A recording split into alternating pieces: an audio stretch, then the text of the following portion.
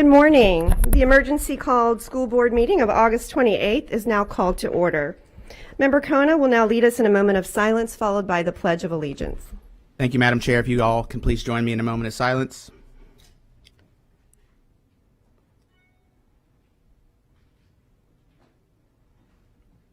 Thank you. Please stand for the pledge. I pledge allegiance to the flag of the United States of America and to the republic for which it stands, one nation, under God, indivisible, with liberty and justice for all. Good morning.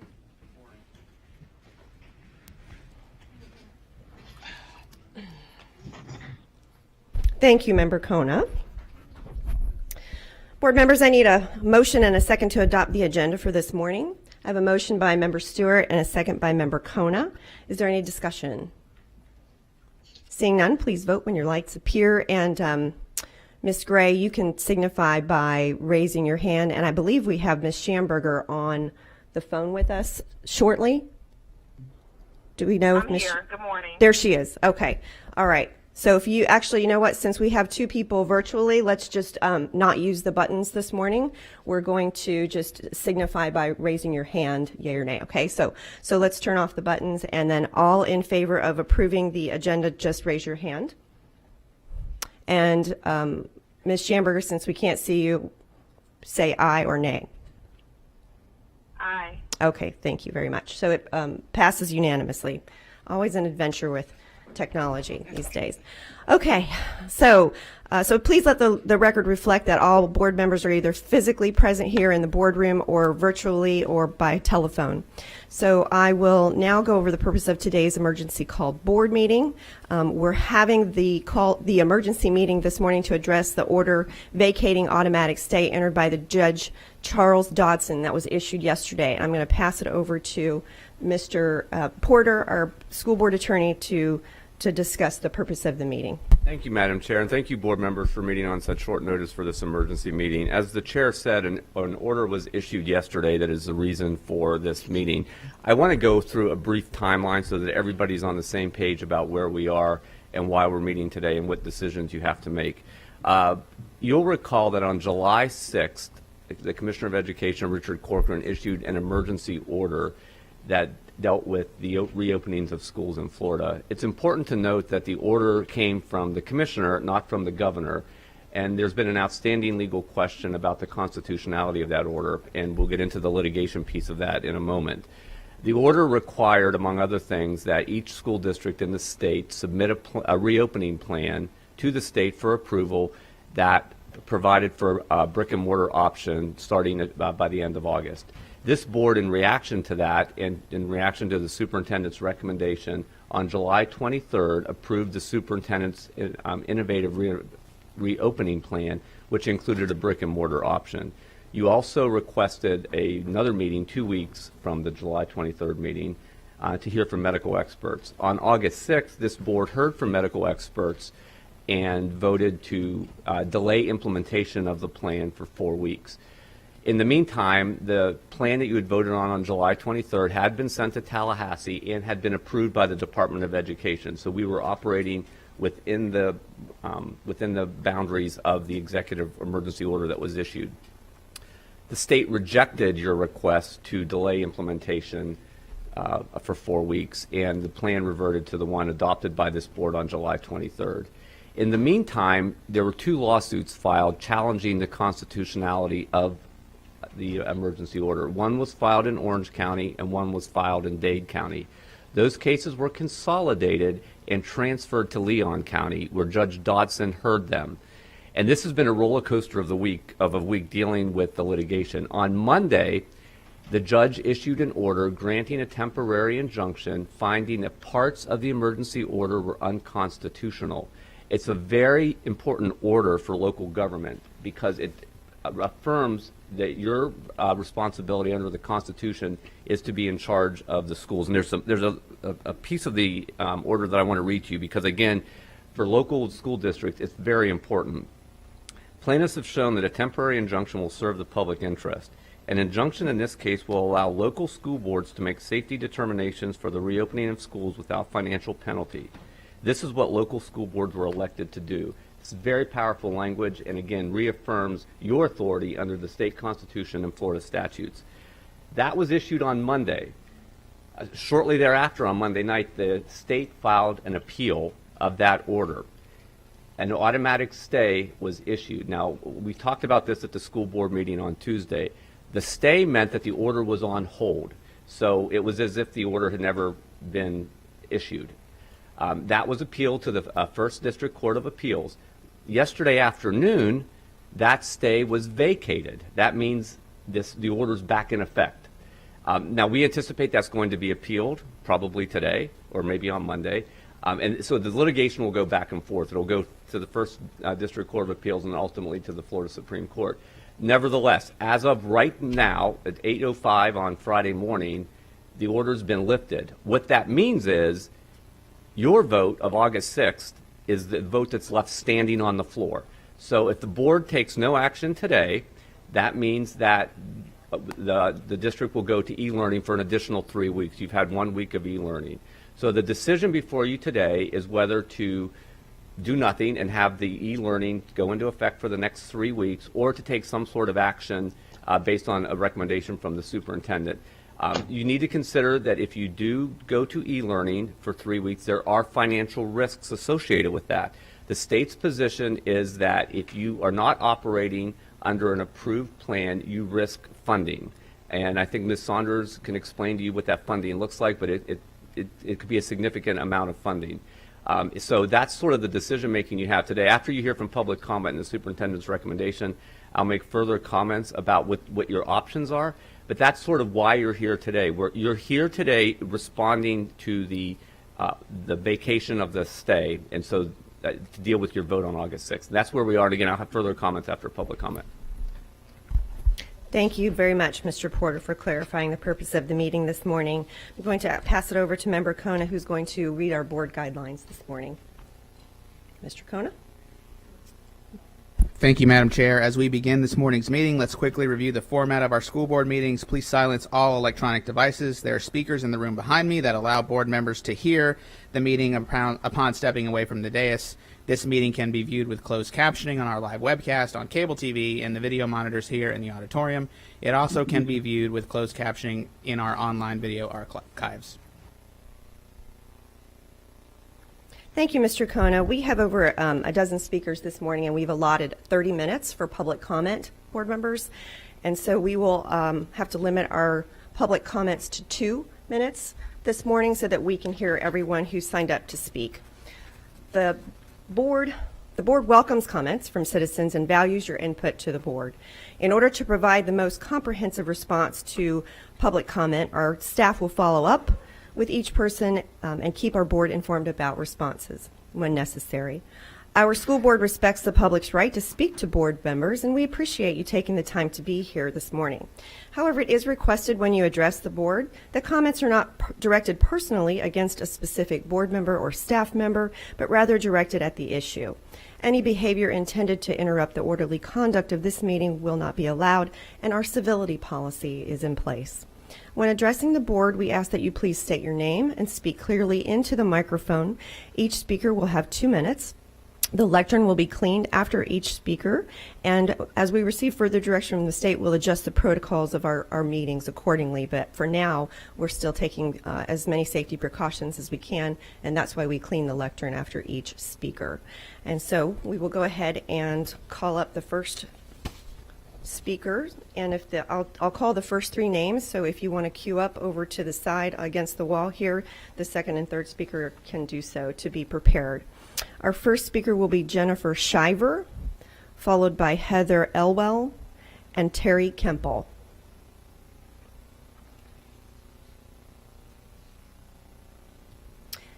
And if you've never spoken before, the yellow light that comes on will indicate when you have 30 seconds left to speak. And welcome. You have 2 minutes. Good morning. Thank you. Good morning, Board and Superintendent Davis. A few weeks ago, I stood and spoke to you regarding a statistical increase in underage felonies based on enrollment numbers on my site and my sister site, North Tampa. Today, I want to tell you our EPIC sites stand ready to receive, restore, and redeem the time of those statistics which represent students. Our support staff, through coordination of our wraparound services, have gathered knowledge and put in place safety plans, FEAs, PBIS, restorative practice, and conscious discipline in order to bring hope to those students who have found themselves unsupervised and institutionalized or in the DJJ system during e-learning and beyond. My support team believes in heart, head, and life change, and we are all in. Superintendent Davis, thank you for your newly created student engagement team under the leadership of Mr. Crystal and Ms. Hudson, who are eager to work with us and at-risk students. But my team, your team, needs students to engage with. E-learning, just based on statistics alone, is not the best way to reach our at-risk population. Telehealth assumes two things. First, that students are mature enough to know they need help, and second, that they can access that help. At EPIC, we have intervened in person with 6 lives in the first 4 days. And by intervene, I don't mean just help them sign on to Canvas. We need face-to-face interaction and support services. If you discuss and debate and re-vote today based on the ruling from yesterday, please consider all at-risk factors when you make your decision, including this very unpopular thought. With the Code 81s tripling, so have the victims. Thank you. Thank you very much. Gentlemen, for the timer, we need a 30-second warning. That was a 10-second warning when the yellow light came on. Thank you.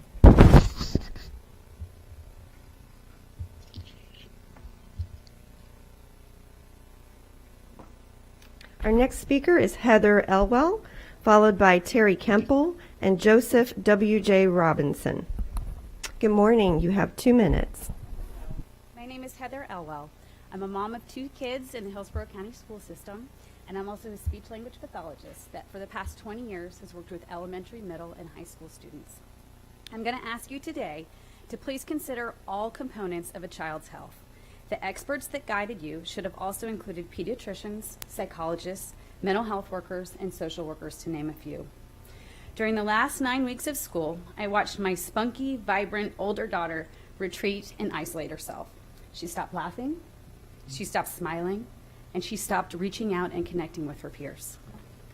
Although I worry about my own children, quite frankly, I'm even more concerned about other children that don't have someone advocating for them.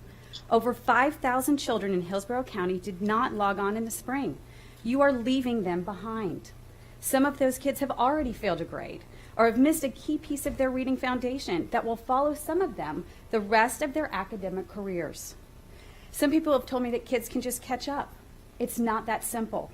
In kindergarten and first grade, children learn to read. From second grade on, they read to learn.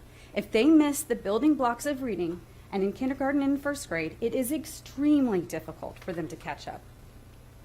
2/3 of children who cannot read proficiently by the end of 4th grade will end up in jail or welfare. Over 70% of America's inmates cannot read above the 4th grade level. Students who don't read proficiently by the 3rd grade are 4 times more likely to drop out of school. This situation has become more about politics in our community. The back and forth has caused stress and fear to everyone in our community, not only students and parents, but especially teachers, admin, and support staff. Do not make this political. Every single child deserves access to an education. That did not happen this spring, and that is not happening right now. Please allow every child's family a chance to choose what's the best education for their family. Thank you very much. Your time is up.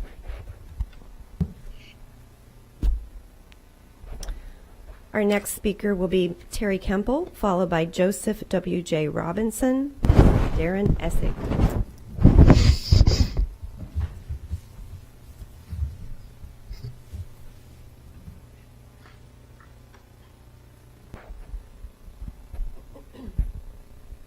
Good morning. You have 2 minutes. Morning. My name is Terry Kemple, and just a few quick points.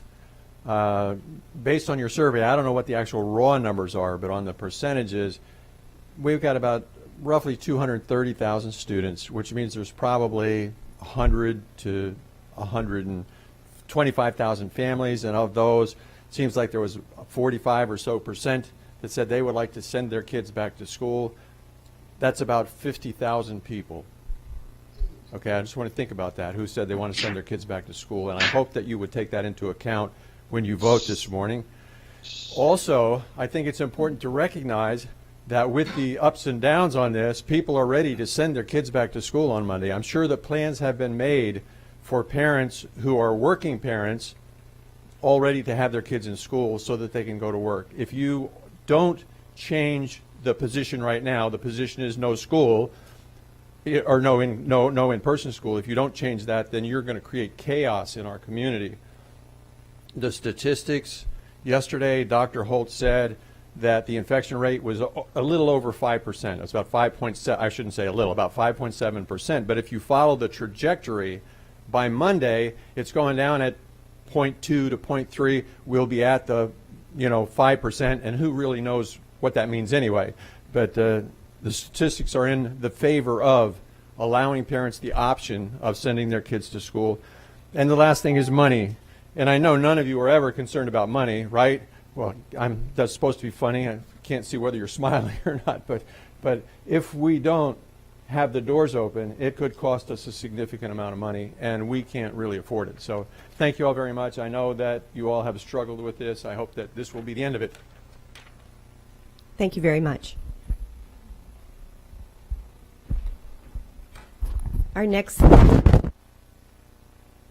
is Joseph W.J. Robinson, followed by Darren Essig, and then Kelly Curling.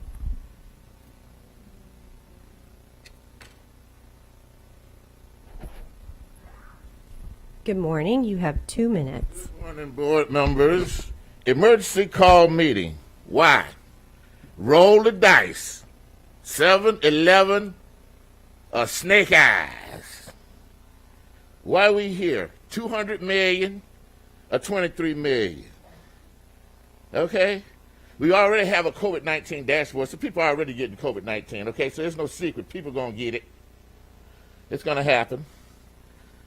But your lawyers, superintendent advised, talk to this lawyer here, Jim Porter, good friend of mine, another lawyer, Gibson or somebody, and they said, man, what you doing you could do. You don't need no board meeting to do all that. Now, that's what happened. Lawyers are involved. Ain't no medical people here today. Ain't no Dr. Fauci here today, but this Dr. Fauci, your air conditioner here today, to tell you we got filters going in, that we're doing everything we do to stop the aerosol spread. If y'all know what that means. So here we are talking about making a change at the last minute, the 11th hour, for what? You might as well just go head on. Everybody ready to go do this. Let's get it over with. And you have a choice. Don't go. Say, hey, I'm going to do e-learning. Don't go. If that wasn't there, I have a problem. Don't go. If you don't want to go, don't go. I'm quite sure the superintendent say you don't want to go, do you want to go? He'll work that out. But I'm telling you, you will swim, sink, and float on your vote. And some of y'all already seen that happen.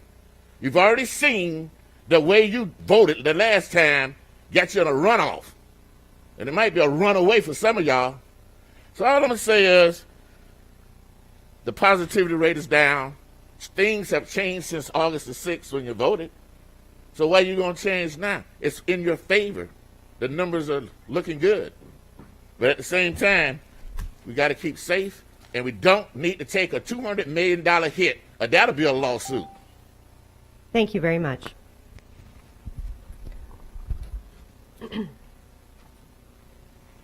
Our next speaker will be Darren Essig, followed by Kelly Curling, and then Gary Clayman.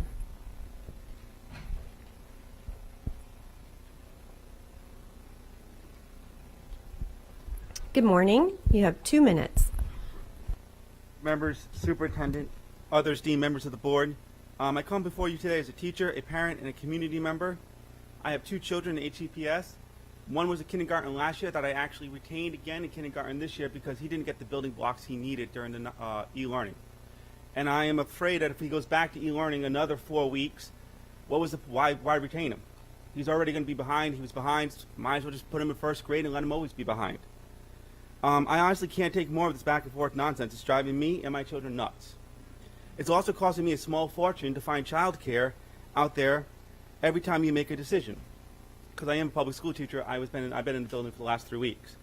There are parents out there who are not fortunate enough to pivot every time we get stuck. I don't have time to change my plans for Monday.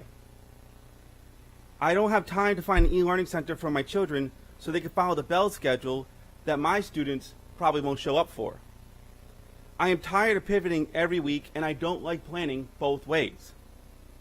Some of you have made a decision to do one week e-learning and then follow choice.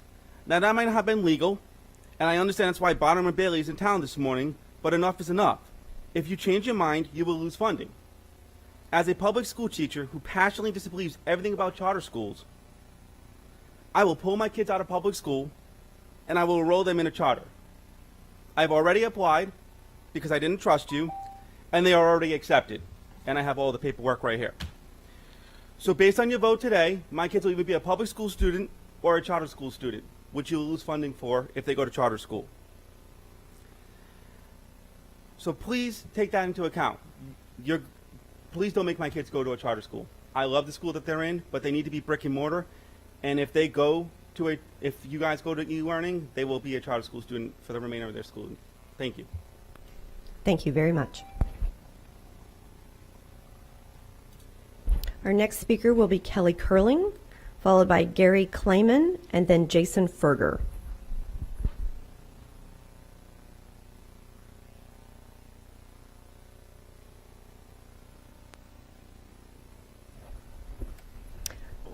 Good morning. You have 2 minutes. Good morning. I'm Kelly Carling. I apologize for the messy handwriting when I signed up to speak. Thank you for your service to the district. I have 4 children, as you can see, 1 at Mabry Elementary, 2 at Coleman, and 1 in preschool.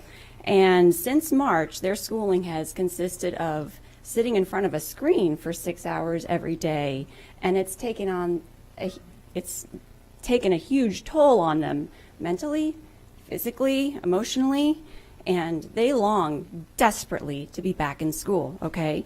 They want to see their caring teachers' faces and be with their friends. Instead, they are in an electronic prison, and they are anxious, feeling low, and they're getting daily headaches.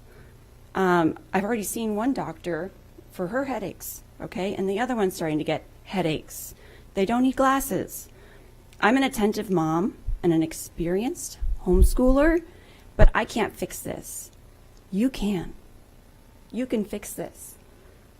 You can stick to your plan that you designed earlier this summer, which allows parents to choose for themselves what's best for their kids.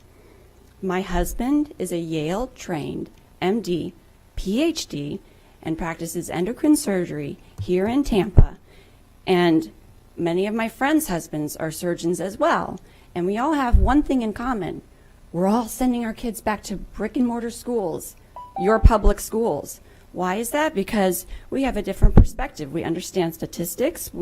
My husband can walk the halls and count the number of PPEs hanging outside of patients' doors, and we understand that the numbers are low. In fact, the positivity rate is 4.3% for new cases and falling, and Dr. Clayman will speak to that in a moment. Okay? Also, $200 million you risk losing by not reopening Monday. Thank you so much. I appreciate it. Thank you very much.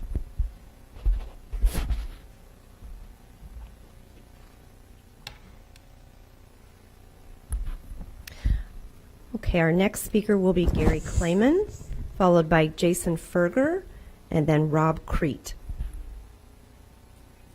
Good morning. You have 2 minutes. Thank you, School Board, and thank you for your service. I want to introduce myself. I am an MD PhD. I have 20 years of virology research, and I have a graduate degree in immunology. I'm an expert in this field. So we're really here talking about public and child safety, really their wellness. The reality of it is that we have been open. The state of Florida has been open. The number of infectious cases is dropping, and dropping drastically. Drastically. The number of inpatients at our hospital, which is the largest COVID unit within 100 miles of here, has decreased 30% over the past 3 weeks. Okay? This is not a pandemic. Try to get the media out of your head and think about the wellness of our children. I have 2 children in school right now, or hopefully so next week. I have a daughter in 12th grade at Plant High School. She was a straight A student. She miserably failed the last quarter, the last semester. We have a 3rd grader. The exact same thing. You can't put an 8-year-old in front of a computer for 5 hours. It doesn't work. These kids are safe to go to school. They're not safe to go home. That's the problem.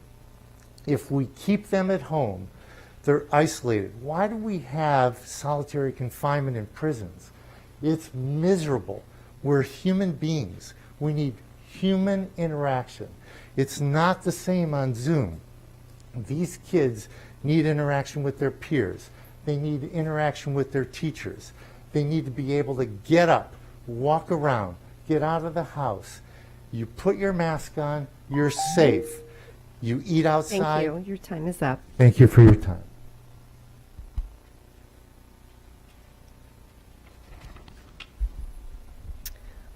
Our next speaker is Jason Ferger, followed by Rob Crete, and then Bianca Goolsby. Good morning. You have 2 minutes. Good morning. My name is Jason Ferger. I am a stakeholder. I'm a property owner. I have a student that hopefully will go to school on Monday, and I have a spouse that is an employee here. What you guys have done over this last month, well, not just you 7 collectively, but the courts and others, have created chaos and confusion and anger and angst and frustration, and it's time to bring that ship into the harbor. It's time. And I'm here to remind you that you're all up there for a single reason. It's not the fact that you won, an election. It's not the fact that you are there because you have superb speaking skills or that you have the best decision-making skills.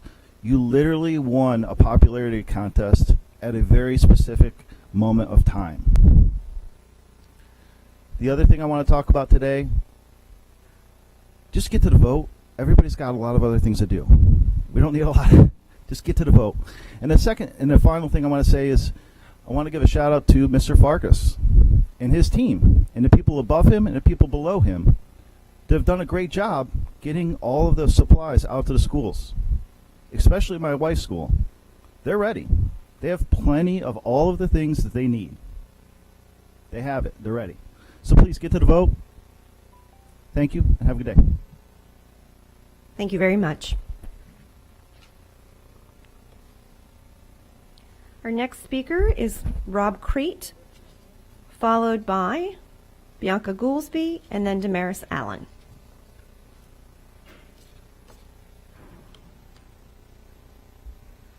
Good morning. You have 2 minutes. Good morning, everyone. Rob Crete, HCTA. I just want to be clear that the FEA lawsuit, our lawsuit, has always been about allowing districts to make the best decisions for their schools, the students, the employees, and our community. This meeting today and your vote is protected by this lawsuit. It is the autonomy that you have as elected officials. HCTA knows that the very best place for our students is always going to be in our public school classrooms. However, it's always important that we're protecting our kids.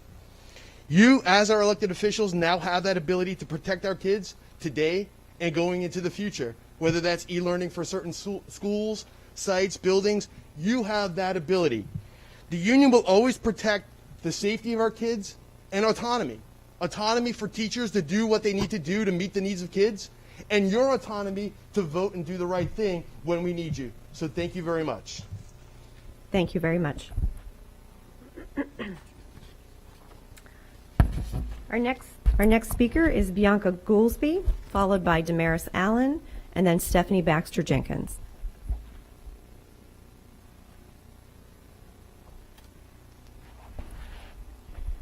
Good morning. You have 2 minutes. Good morning. So the corruption of this district is on full display right now. And maybe because we've been negligent on doing what's best for children, maybe because some of you guys are not reading the consent agenda.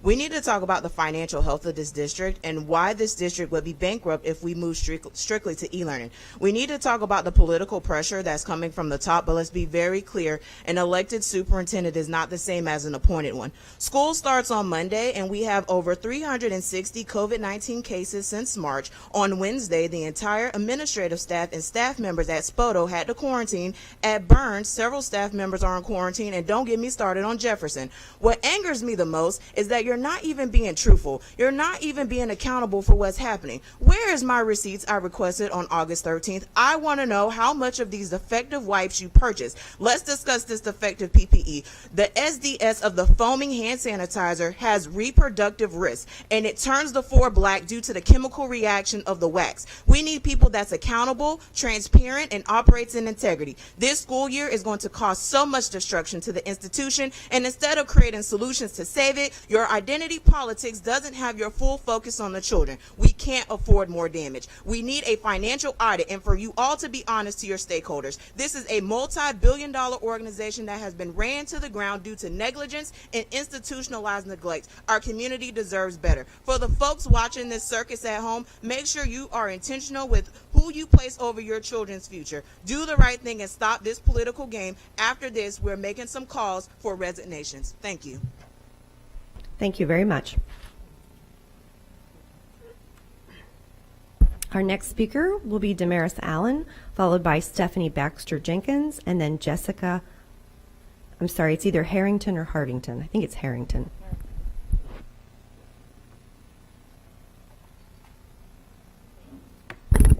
Good morning. You have 2 minutes. When I was in college, I taught preschool, and one of the lasting lessons I learned from teaching preschool is that it's not about the product, it's always about the process. If you're like me and you have an affinity for perfectionism, that sounds like a nightmare, right? You know that as you're teaching preschoolers, there's going to be glue everywhere, Play-Doh everywhere, scissors, and I'm pretty sure that when our kids were little, I received a decapitated snowman with, his eyes in the middle of his belly. Educators understand that the magic is in the mess. Only when you are brutally honest about where you are can you even begin to improve and move forward. When we're brave enough to say my child is struggling or they're having issues, instead of taking the scissors from their hands or not allowing them to make the mess with glue, only then can our child move forward and succeed. You see, I know I'm standing in front of very experienced people here who have lots of education and know so much more than have tons of experience. But the bottom line is, when it comes to the pandemic, most of the people in this room are preschoolers. We have a basic understanding of what's going on, but we don't have the in-depth knowledge that others have. And we need to be honest about where we are. Board members, you need to be brave enough to ask the difficult questions and demand the answers. Do not be satisfied with "I don't know," because the success of our district is on the line. I'm not telling you how to vote, and I'm definitely not threatening votes because whatever. But I am telling you, your job is to ask the difficult questions and demand the answers and hold our district accountable. We have serious problems. We have a mess, and we have to be honest about it. Thank you very much.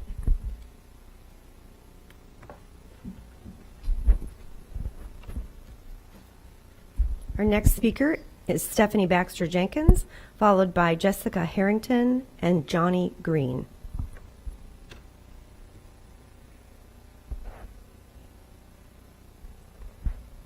Good morning. You have 2 minutes. Okay. Good morning. I have struggled all night, all morning with what to say to you all about the situation we are in. I do not agree with how it has been handled thus far in terms of things being blamed on a court case and other things. The court case that the union brought does preserve very important rights for you, as your own board attorney has noted. And so, in our opinion, they are rights you have always had, and you have to exercise them now. Now, I wish, the hard part about this is, even if I wanted you to change course, I don't think you're going to, because people are expecting to go to school on Monday. And that is a very difficult place for everyone to be, because I don't think we're ready. I think Miss Allen put it very well in that all along you have all asked some very serious questions, and I don't think we have answers. I've heard about a matrix we're going to have that will show, you know, the kind of COVID cases and what's happening in this district. Member Hahn had asked about it at the last meeting. I don't know that we have that. I've never seen it. I've heard Member Perez ask questions about how we're going to make certain decisions. I don't think you all are ready for what we are about to have. And so I guess the only thing I'm going to say is you're making a decision today, but you're going to struggle with this for months to come. You're going to have to make hard decisions about when to close schools, about what to do in situations when our employees, I mean, we have tons of employees waiting for today's decision to know whether they're going to take leave. You're going to have a lot of issues. Like, I applaud you for doing this one in the sunshine, because I think this is where we have to have the conversations, because they are going to keep happening. The good thing about science, in the words of Neil deGrasse Tyson, is it's true whether you believe it or not, and we're in that place where this virus is going to get us one way or another. Thank you. Thank you very much. Our next speaker is Jessica Harrington, followed by Johnny Green, and then Eric G.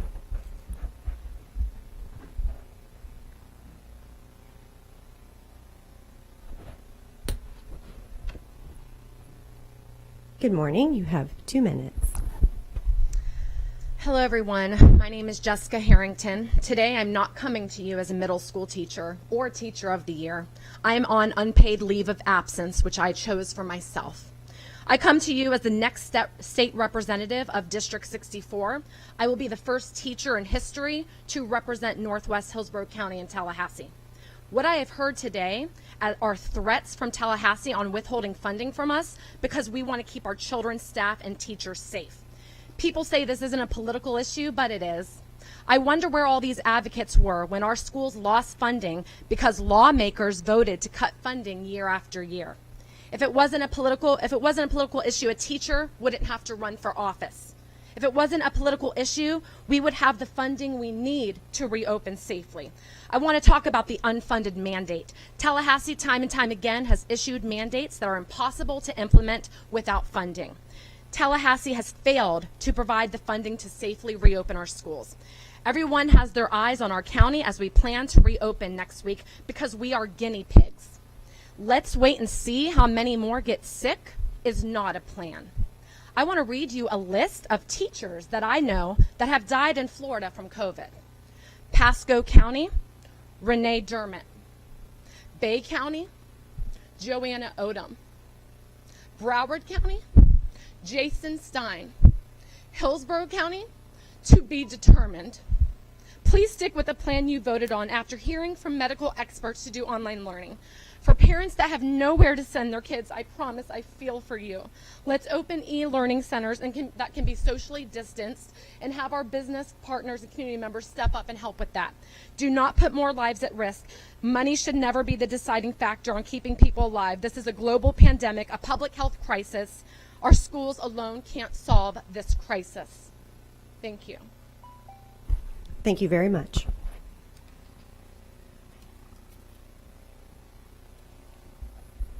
Our next speaker is Johnny Green, followed by Eric G.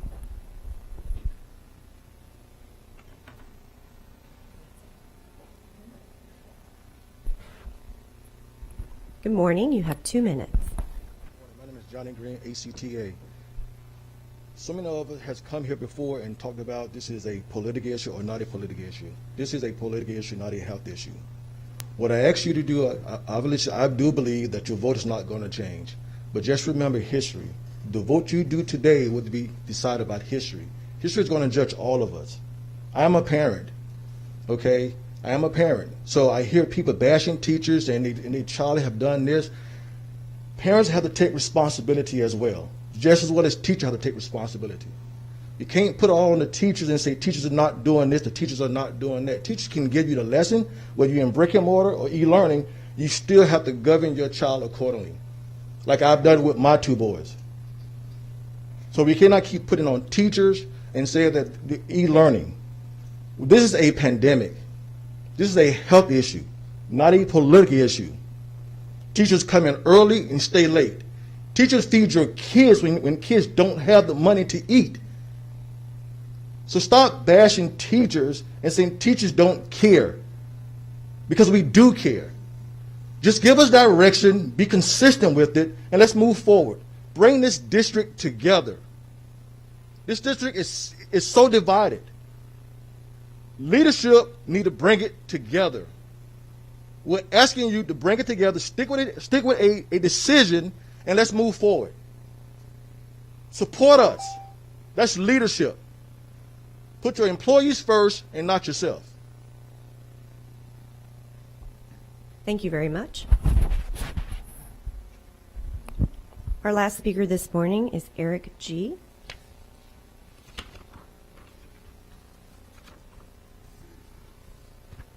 Good morning. You have 2 minutes. Good morning, ladies and gentlemen of the board. Thank you for the time to speak here today. My name is Eric G. I'm a father. I have 12 children, 9 of whom are school-aged. They go to 4 different schools here in the county. I'm here today to appeal to reason. Facts don't care about fear. Facts don't care about hyperbole, right? So what are the facts? This school board created a survey, and that was sent out. 50% of all parents wanted to see their children return to school. That's a fact. Another fact, according to COVIDtracker.org, cases for COVID are down nearly 50% over the last 2 weeks. That's a fact. COVIDtracker.org. I respect everyone's opinion in that they don't want to, everybody who spoke today who don't want to send their children back to school. That's fantastic. They have that choice. They have that right. But for those of us who want our children to go back to school, for those of us who, it's been a train wreck this Smart Start week, Mr. Davis, just to give you some feedback, right? I called up on Monday trying to get relief because, 9 kids trying to log in at the same time. What about the single parents who can't be there?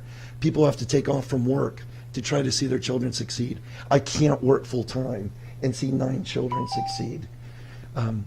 So again, I appeal to reason, and I hope that you'll make the best decision for everyone. Thank you for your time. Thank you very much. And that was our final speaker.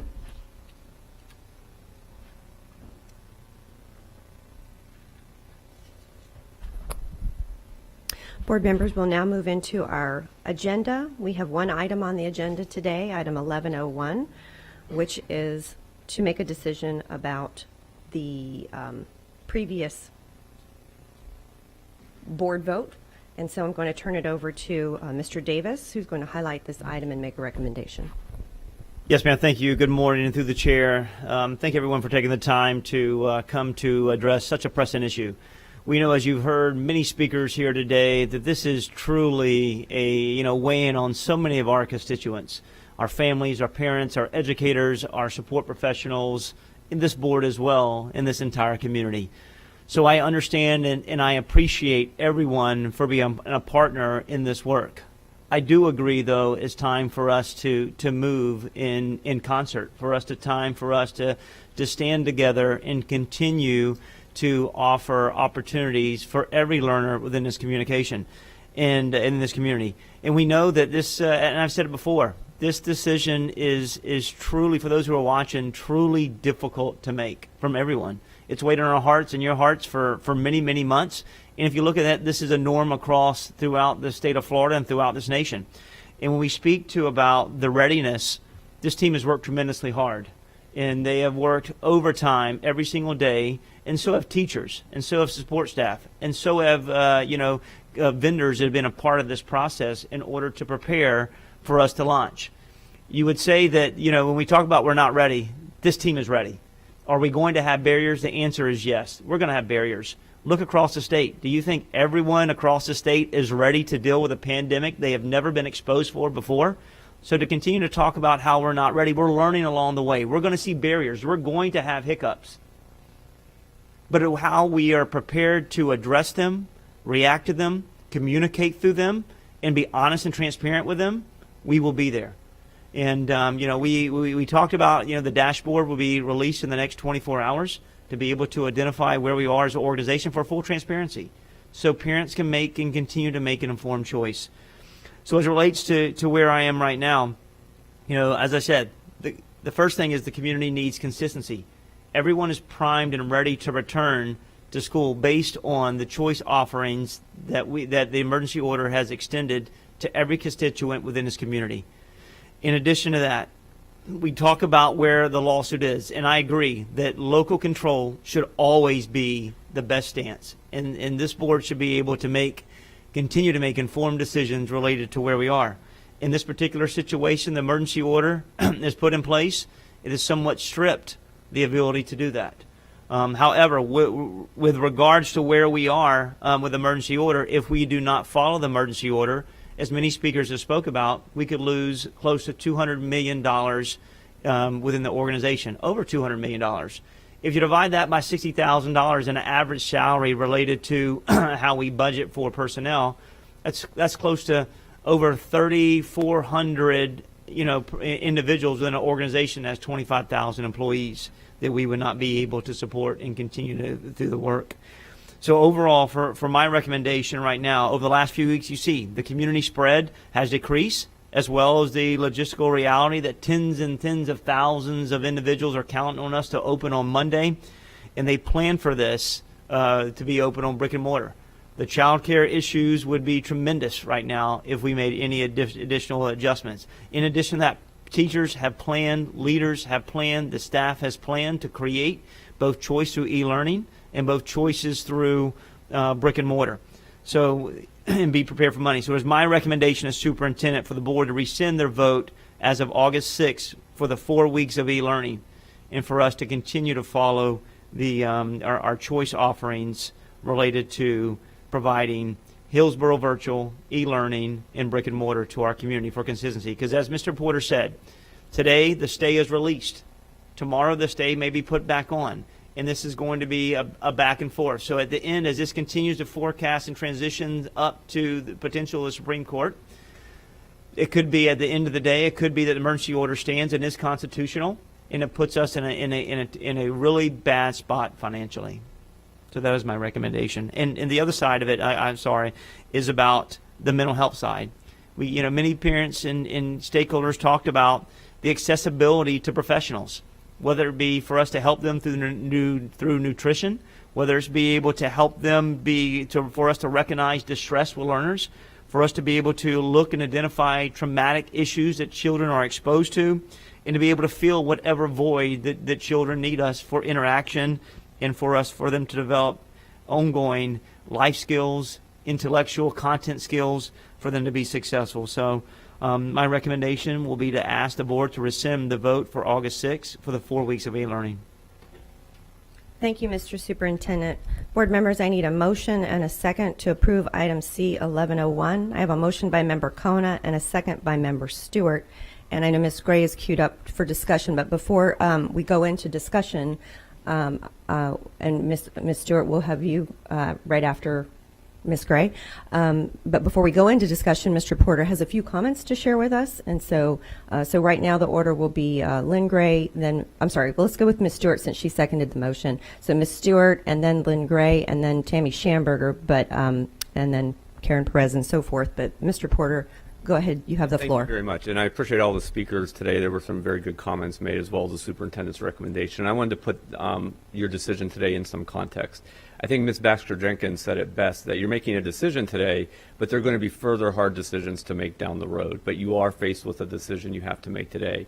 If the motion on the floor passes, the board will be in a position of being, let me back up. we don't know where the lawsuit's going. We don't know who's going to ultimately prevail. It's going to be on appeal. It'll go to the District Court of Appeals, ultimately the Supreme Court. If the motion on the floor passes, however, you'll be consistent. If the Commissioner of Education ends up prevailing in the lawsuit, you'll be consistent with his emergency order, and so the funding of the district will be ensured. If the FEA prevails in the lawsuit and the order that Judge Dodson issued, which affirms your power as local elected official, prevails, you will be able in the future to make any decisions you need to based on where the numbers are, the positivity rates, or any other issues that are dealing with the pandemic going forward in the future. That will be the decision made by the superintendent and the board. So if the FEA wins the lawsuit, your rights are preserved and you'll be able to address any situation going forward in the future. If the Commissioner of Education prevails and the motion passes, the district will be covered financially. So I just wanted to make sure you understand that context. And again, I know it's very confusing for everyone, but that's just the way the litigation is working, and it just takes time to do it. And a lot of this is a timing issue because this is Friday, and the brick and mortar option is scheduled to kick in on Monday. So part of this is a timing issue that you're faced to deal with, but I want you to understand that it's not the end of your decision making. There'll be other decisions to make, and you'll be able to address them based on the situation in the community.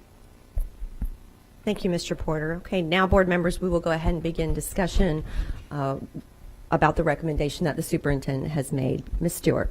Thank you, Madam Chair, and thank you, Superintendent, for bringing this forward, and Mr. Porter for your legal advice.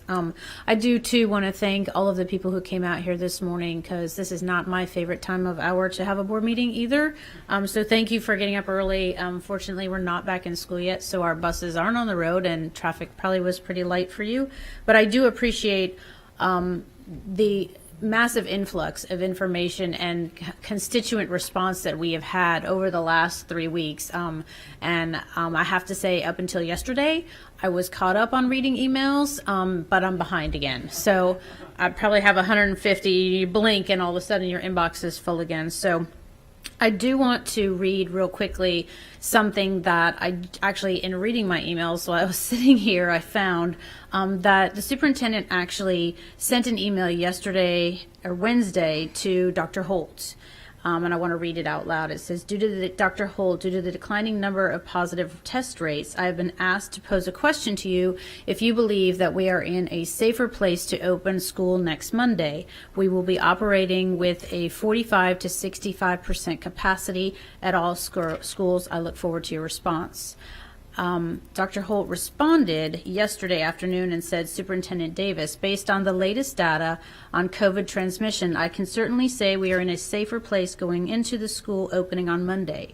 Given the data that was presented on August 6th, I believe the school board made an informed decision then, and given the noticeable improvement with the decline in the new cases reported and the percent positivity for tests on both the 14 and 7-day average, proceeding with the opening plan at this time is supported by that data. So thank you for posing the question, and thank you to Dr. Holt for responding so quickly and in the manner in which we really needed him to respond, I think, 2 weeks ago. So those are my comments, really. I appreciate you bringing this forward. I think it is important for us to move forward on our plan. I also want to thank, I know that the FEA lawsuit will continue, and I think that while we agree or don't agree with the method by which this is happening, I think that at least the FEA lawsuit reaffirms that this board has local control. And that is a big statement. Whether it moves forward or not, or however it lands, this board retains local control of what we do here for Hillsborough County. So those are my comments. Thank you, Madam Chair. Thank you, Member Stewart. Member Gray, you're next. Okay. So can you all hear me okay? Yes, ma'am, we can hear you. Okay, thanks, Madam Chair. And I want to thank the speakers also, because as I listened to each one, I took some notes. I want to thank Superintendent Davis and his staff, and I want to thank the patience of our parents, and of course, the dedication of our teachers and our staff. What I do know, and this is how I base my decision on, is what I do know. When I checked with the middle school principals, the high school principals, and the elementary, which I had long conversations last night, They have assured me on their behalf, and mind you, some of them are friends of mine, so they didn't say it just to make me, just to give me propaganda, but they are authentically ready. They feel very confident.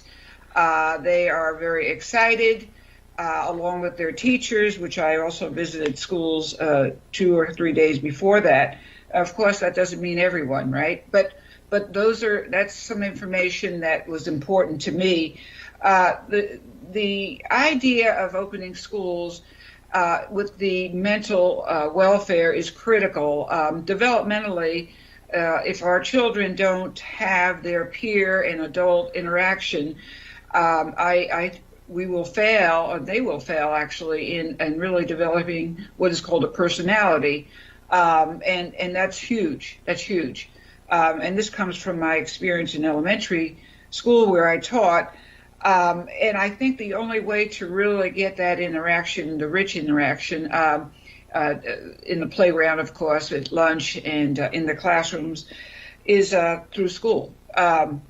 So developmentally, I think it is critical to get the kids in school at a point where there is a safety margin. I'm not so confident 5% is safe at all, but with the with the protections in place, hopefully much can be mitigated. But for right now, I'm going to leave with that. Academically, a lot has been said. If you don't have the ability to read by 3rd grade, your chances of dropping out by high school are very assuredly, statistically and data-wise, proven over and over again. So if we lose our children very young in academics or in their middle school years where their peers are the most influential, the success rate of our society, our Tampa Bay community, successful students will be affected. And that's a very big concern. School readiness, I mentioned the principals, but the hiccups that the parents are writing about, and some of the teachers and, of course, the principals is the canvas, but even that now is starting to be a barrier. But the principals and teachers are assuring me that they're getting a little bit better at that, and that's a learning curve. One of the problematic realities, too, is the food resource, food deserts. I mean, our school system does feed a lot of children, and this has to be continued. We can't afford to not be there to feed our children breakfast and lunch and have those pantries open for the weekends. I think also the fiduciary responsibility, which is one of the school board members' main responsibility. We cannot house students. We cannot hire teachers. We cannot have educational resources unless we have the money coming in from our FTE and other sources. So if this is going on, as our attorney said, Mr. Porter, if we lose money by the month, this will subtract our ability to give a quality education to each child, and I know that's a very big concern for all of us. Last, I think I think that is last for right now. That's really what I wanted to share is what I know. I think moving forward, Mr. Porter, you are right. The school board will have to make tremendous decisions as we go forward, and one of them is we may have to close schools, and that's a reality. And I appreciate a few weeks ago, Member Hahn said the quality of education. Is it really good quality if we open and close schools and teachers are here one day and then not the other, and the idea of progressive learning that for sure will be endangered if we go back to school. But again, we need to, and Superintendent Davis, those surveys need to be refined. They need to be more pointed toward the welfare of our staff and teachers, obviously our students. But Superintendent Davis, before I leave, if I can ask a question, the main concern that I have, it's a big gap, is how are we taking care of our teachers? Because the reality is a lot of our teachers are scared, they're worried, and they fear they fear that they will get sick. So is there any reassurance that you can share at this point in time so our teachers can hear that? Yes, ma'am. Through the chair. Thank you, Mrs. Gray. I'm with teachers, related to their mindset, and I understand it. I understand that there's fear. I hear it through voice in many conversations, through emails that I receive or conversations that I receive, whether it's in the building or in the community. And I am to a place where we have taken and educating them on how many steps that we have taken in order to provide the necessary PPE to be successful. Do we have and will we continue to flood our schools with sanitation wipes, disposals, disposable masks, gloves, you name it? We are going to do that. We are going to also make certain that when we have and continue to train our custodial staff to make certain that we are cleaning every pocket and every corner of our schools. We do know and understand and acknowledge that we do have some vacancies with our custodial staff members, but we do have, which is a 4% vacancy rate, but we do have a number of vendors that we have on that are going to be on deck to be able to fill these positions day one, and are filling these positions day one in order to mitigate and to address and clean every one of our common areas, every one of our classrooms, to be able to help with that process. So I understand where teachers are. I understand there's fear, but I also understand there's excitement in this process for teachers to come back.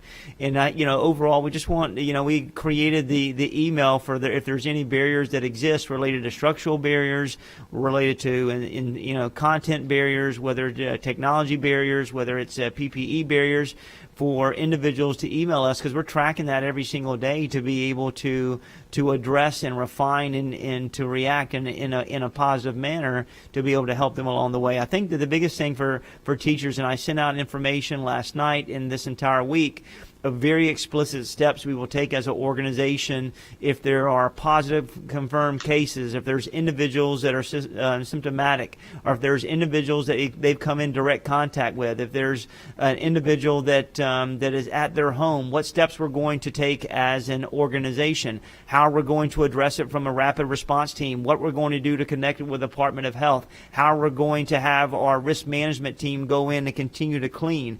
In addition to that, we've also had firms ready to go if we continue to have an experience with 200, close to 250 schools within the organization. We're going to potentially have to go out, and we have vendors ready to create deep cleans within our classrooms and our organization. So I would tell teachers just thank you so very much for your willingness to continue to do great things for children. We understand there's angst. To let us know if there's problems so we can help you through that process, and we're going to be here with you along the way. You will see me in schools. You will see this team in schools to be able to be a think partner, to be a problem solver, and to really work with you every single day as we transition and open the doors when children come back.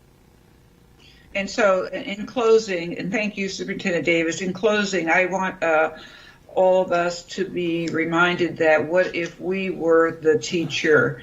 We have to think, what if we were in front of these children and in the halls before we make any decisions, which there'll be many coming up. So I try to think on that, in that parameter as well, because that's a huge one. Teachers are the train that keeps our schools moving. I'm going to close and let the other board members speak. But I also, one other thing, we have to be reminded that the decision we made 4 weeks ago and the decision we make today, you can see how this virus has changed and altered some of the verbiage that we're sharing now. And I would ask the parents to please be patient because as the virus changes, we as board members sometimes have to alter our statements accordingly. And if the parents can remain more patient, and I know you have the emails, which is it's a blessing, believe me, we want communication, but please be patient with the board members. We are doing our best to help do the best for the welfare of all children and our staff and teachers. Thank you. Thank you, Madam Chair. I'm done. Thank you. Thank you so much. Member Schamberger. Thank you so much, Madam Chair. Good morning, everyone. I am a little confused this morning about why we are even here, to be quite honest. Procedurally, I'm not even sure if this is even appropriate. The board has clearly spoken, period. On August the 6th, this board voted myself, Member Hahn, Member Kona, Member Gray, Member Perez, to delay the opening of our schools by 20 school days. Today, we're already in day number 5. That was based on sound and scientific medical advice. This board never reconvened itself after August 6th to give the superintendent authority to make any alternative plans, including the one that we have right now in place. On August the 13th, I requested a board meeting, an emergency board meeting, a convening of the board meeting to discuss this. That request went unresponded to, I'll just say. But yesterday, a decision was made to have this meeting today. I am confused, and Mr. Porter, you're free to correct me, but I'm confused about the reason we're here today with the superintendent's recommendation for a motion, a recommendation to rescind our vote. The opportunity to rescind that vote expired when Madam Chair adjourned our August 6th meeting. Arguably, maybe it could have been brought back by somebody on the prevailing side of that vote at the following board meeting. That has also since passed. The decision of this board absolutely should stand. There's no new information given at this board meeting today to give me any reason to reconsider my vote of August the 6th. I do find it ironic that Dr. Holt, under the direction or threat of this state, decided not to give us any opinion at that August 6th meeting, yet now he's the only doctor giving an opinion about reopening on Monday. I don't find that coincidental whatsoever. Where are the other experts? We have Ms. Saunders here who's ready to testify about the consequences of going against medical advice, but yet we don't have that same 7 doctors here giving advice about the consequences of opening on August the 31st. That's disheartening. My concern today is that this board is potentially going to be out of order, out of line, procedurally. How are we bringing back a motion to reconsider a vote from August the 6th? I don't understand that. Mr. Porter, would you like to address that? It's not a motion to reconsider, Ms. Schamberger. Okay. The superintendent's made a recommendation that your vote on August 6th be rescinded. That means that if you take no action today, your vote on August 6th stands, and you'll have 3 more weeks of e-learning. The recommendation is that you please let me finish. Okay, go ahead. Let me finish, and then you can say what you need to say. Well, and I wasn't finished with my comments, but go ahead. Well, I was responding to your question about reconsidering, so I want to be clear about that. It's not a motion to reconsider. It's not. It's a brand new recommendation from the superintendent. You'll recall the superintendent did not make a recommendation on August 6th. That was a board-generated motion to delay e-learning. He is now, in his role as superintendent, making a recommendation that you have to respond to. You can vote against it. You can do no action. You could remove the motion on the floor. He's, in his role as superintendent, making a recommendation, and you've heard his explanation for it, and you all can choose to do that or not. But it's not a motion to reconsider. It's a new recommendation based on where we are now. Okay, so restate for me then what the recommendation is. That you would, that this board would, he used the word rescind, but it would take away the 3 weeks of e-learning, and you would revert to the plan you adopted on July 23rd, which would to allow 3 options for parents: brick and mortar, e-learning, and Hillsborough virtual. Okay, so that's my understanding. He's asking me to rescind my vote from August the 6th, and I'm concerned about if that's procedurally appropriate. That is a motion for reconsideration, essentially, or reconsideration or rescind. Okay, well, that's just my understanding, so I'm not sure if this is even procedurally correct. If I could, I don't want to interrupt you, but it's important to understand where we are procedurally.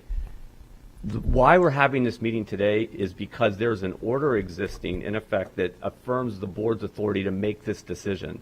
When you made the decision on August 6th, we were operating under the emergency order from the Department of Education, which took away that power. That we completely disagree with that. The power belongs here. But Tallahassee said that we're not going to allow you to do that. That's wrong. And that's why this order is so important, the judge's order, not the emergency order. You didn't have, you tried to do it. The state rejected that. There's a window right now that gives you the authority to decide. That window is probably going to close later today or tomorrow. But the reason we're here today procedurally is because you have that authority under the judge's order, because the emergency order has been put on hold. So I know it's confusing, but procedurally you're exactly where you need to be, and this board is charged with making that decision. I understand. So again, we've already made the decision, I think is my point. There's been no new information provided that gives us a reason to change our decision that has already been made. There's not a panel of the same 7 experts sitting before us to give us a different opinion.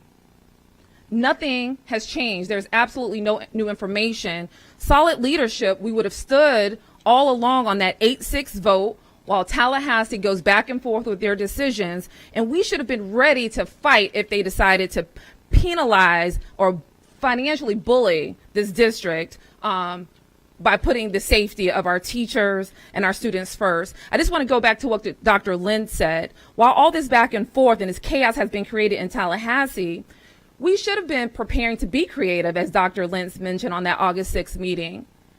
I do agree that parents who need to have their kids in schools should have that right. Teachers who want to be in schools should have that right, but so should parents who want to keep their kids safe and teachers who also want to keep them kids safe. We can't lose fact that parent choice has eliminated teacher choice. And that's kind of an issue that we have to address. We should be using our school buildings as community e-learning centers instead of forcing folks who don't want to be in these buildings to put themselves and their families and their communities in harm's way. I'm concerned about that. Nothing has changed since August the 6th, and for that reason, my vote is going to remain August the 6th unless there's some information provided today that tells me my vote should be different. Thank you, Ms. Schamberger. Ms. Perez? Thank you, Madam Chair. My concern is also what Member Schamberger verbalized, is that Dr. Holt also dissented from providing us any information and stated that he was not allowed to. And what changed that he was allowed to provide information today? Through the chair, I could not tell you why he decided not to make a recommendation on the 6th and why he decided to make a recommendation as of yesterday. I know that Ms. Schamberger posed a question. She wanted me to get information. I speak to TGH today on trying to have a conversation. It got pushed today.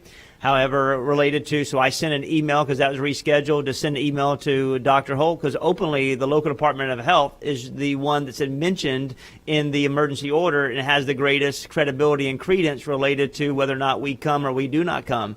If I could add to that, I don't mean to take over your time, but I think what the superintendent just said is very important. I want to read to you from the emergency order, and I know we're throwing the word orders around a lot.